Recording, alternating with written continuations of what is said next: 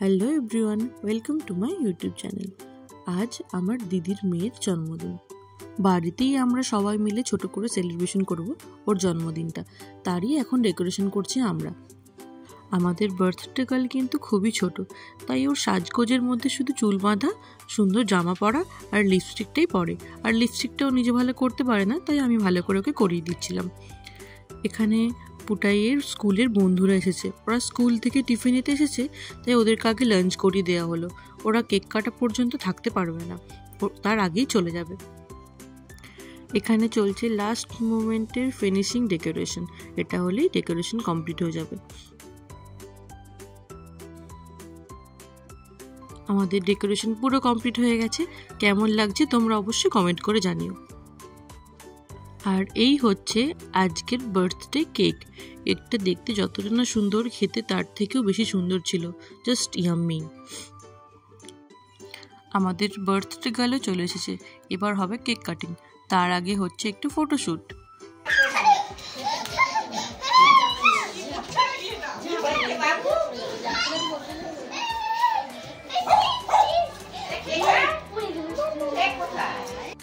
আনন্দ মজা তো করতেই হবে, দিদির জন্মদিন বলে কথা।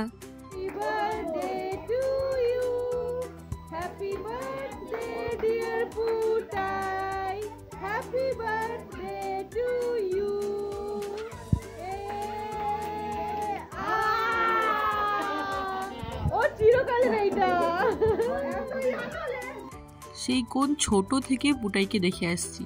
জন্মদিন হলে সবার প্রথমে কেকটা কেটে ও নিজেই খাবে, আর কাউকে খাওয়াবে না। ওর মতো করে একটা বড় টুকরো নিয়ে সরে পড়বে।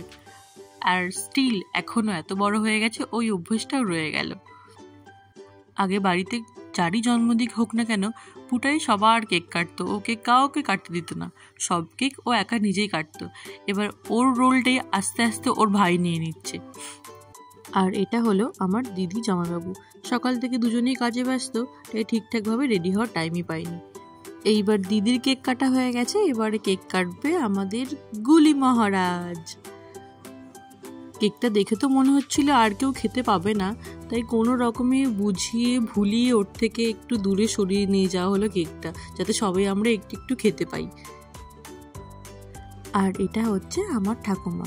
বাড়িতে কোনো অনুষ্ঠান হলে সব থেকে বেশি খুশি হবে। শুধু চুপচাপ বসে বসে দূর থেকে দেখবে আর মুচকি মুচকি হাসবে। ঠাকুমা খুব খুশি হয় যখন আমরা সবাই মিলে একসাথে আসি, যে কোনো অনুষ্ঠান করি বাড়িতে। এই কেকটা কাটা হচ্ছে এবার আমরা খাবো বলে। এবার আমরা সবাই একসাথে খেতে বসবো, তার জন্যই জায়গা করা হচ্ছে। জন্মদিনে যেরকম হয়, কেক কাটতে কাটতে বেশ অনেকটাই দেরি হয়ে গিয়েছিল। প্রথম রাউন্ডে সবাই বসে গেছে, এরপরে আবার আমরা সবাই বসবো খেতে। এই যে আমাদের মহারাজ এখন আইসক্রিম খেতে বসে গেছে। আইসক্রিমটা খাচ্ছে কম, নষ্ট করছে বেশি। আর এই হচ্ছে আমাদের আজকের অনুষ্ঠান সব থেকে ছোট মেম্বার। আর আমার ভাই এসেছে ঠিক দুপুর 2:30টার সময়, যখন সব কিছু হয়ে গেছে। এরা দু ভাই বোনেই মামাদেরকে খুব পছন্দ করে। মামারা এলে এরা খুব খুশি হয়। আজকের লাঞ্চে ছিল বিরিয়ানি, চিকেন, স্যালাড, রায়তা। শেষে আমরা সবাই মিলে একসাথে খেতে বসে গিয়েছিলাম। যা ছিল একবারে কাছে ধরে নিয়ে সবাই মিলে খেতে বসে গিয়েছিলাম। তার একটু পরে আমাদের গলি মহারাজও এসে গেল আমাদের সাথে খেতে। যতটা নিয়েছে একটুও খায়নি, পুরোটা শুধু ছড়িয়েছে আর নষ্ট করেছে। তাও সবার সাথে খেতে বসার অভ্যাসটা কিন্তু ভালো। এবার হবে আমাদের গিফট আনবক্সিং, কিন্তু যার বার্থডে সে করতে পারবে না, তার ভাই আছে, সেই সব কিছু আবার আনবক্স করতে বসেছে। এই কদিন আগেই মহারাজের অন্নপ্রাশন হয়েছিল, তারপরে হঠাৎ করতে যেন কত বড় হয়ে গেল। খুব খুশি হচ্ছে এগুলোকে ছিঁড়ে ছিঁড়ে। ওর দিদি যদিও একটু রাগ করছিল যে আমার গিফট আমি খুলতে পারলাম না, কিন্তু ভাই তো ছোট, তাই ও আর কি মেনে নিল, কি আর করা যাবে। আজকের মতো এখানেই টাটা, দেখা হবে পরের আরেকটা ভিডিওতে।